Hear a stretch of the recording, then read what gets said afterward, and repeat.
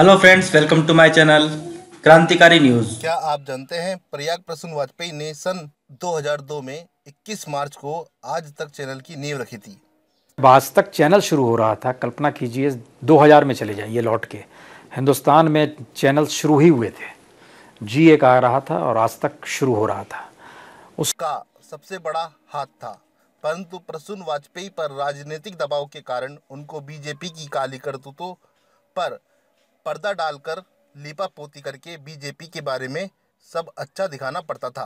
रामदेव बाबा से पतंजलि के मिलावट होने पर पूछे गए सवालों पर प्रसून वाजपेयी, बाबा रामदेव जी, आप भटक गए हैं या देश को भटका रहे हैं?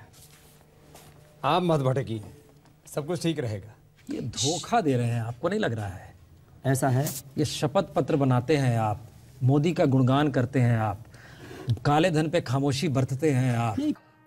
जब उन्होंने 19/1/2018 को मोदी के काले चिट्टों की लिस्ट खोली, तब वह आज तक के चैनल पर नहीं दिखाई दिए। दिसंबर 2010 का, तब गुजरात के सीएम हुआ करते थे और ट्वीट एफडीआई के घोर विरोध में है और मोदी ये कहने से उस वक्त नहीं हिचके कि कांग्रेस राष्ट्र को विदेशियों के हाथों सौंप रही है। तो ऐसे में इस ट्वीट को भी देख लीजिए, ये सितंबर 2012 का है। इसमें तो एफडीआई को लेकर यहाँ तक लिख दिया गया, विदेशियों की सरकार, विदेशियों के द्वारा, विदेशियों के लिए। और ये बीजेपी नेता प्रकाश जावड़ेकर का रक्षा और टेलीकॉम क्षेत्र में एफडीआई के विरोध में किया गया 2013 का ट्वीट है।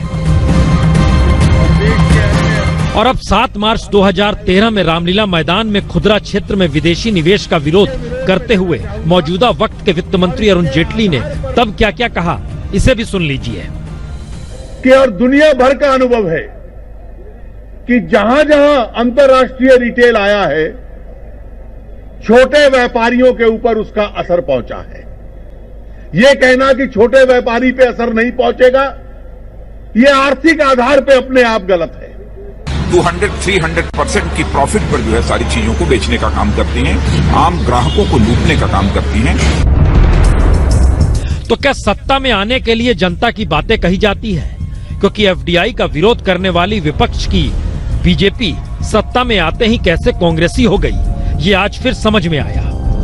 आम बजट से ठीक पहले बुधवार को, यानी आज ही, सरकार ने एफडीआई को लेकर कई बड़े फैसले किए। एयर इंडिया में 49% एफडीआई के प्रस्ताव को मंजूरी दी, कंस्ट्रक्शन क्षेत्र में 100% एफडीआई को मंजूरी दी, तो सिंगल ब्रांड रिटेल में 100% एफडीआई को ऑटोमेटिक रूट से मंजूरी दे दी गई।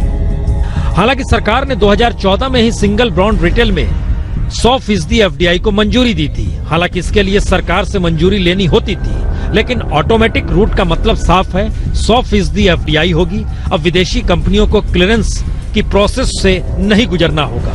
जाहिर है खुदरा जब हमारे संवाददाता उनकी खोज में गए तो उनका कहना था कि कुछ यूं ही था कि राजनीतिक दबाव में सच्चे पत्रकार की बोलती बंद कर दी जाती है। Please do like, share and subscribe क्रांतिकारी news for more news update.